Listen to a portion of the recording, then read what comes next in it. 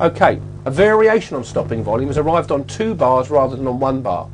On the first bar, supply was so heavy that professional money was unable to absorb all the, let's say I'll put here stock, but it could have been anything, dumped onto the market.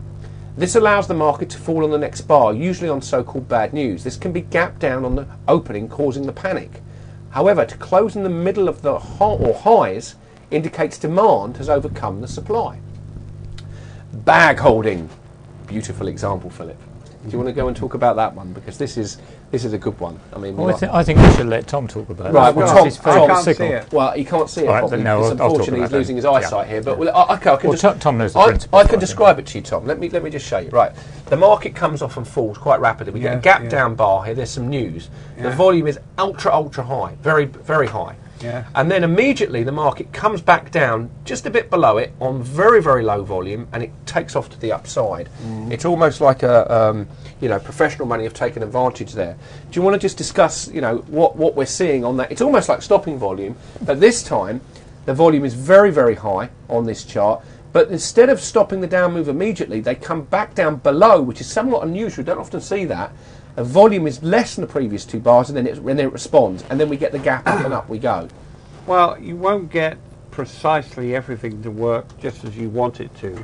Sometimes you do. Sometimes the bus is obvious. Yeah, sometimes it's obvious, but when you get a down move, professional money steps into the market. Inevitably, it's high volume on a.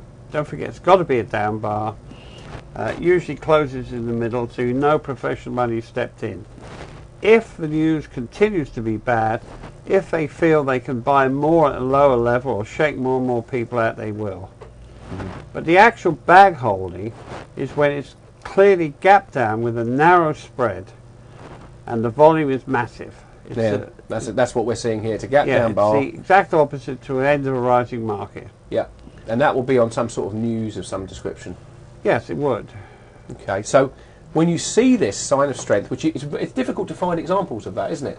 Recently, there aren't many because the market's been in a bull run. We had difficulty finding the bag holding, didn't we? You'll find it only in stocks. You don't tend to find it in the indices because there's not enough movement in the volume. No, so it's an unusual. But when you see the reason they've been difficult to find the last year, we've been going up.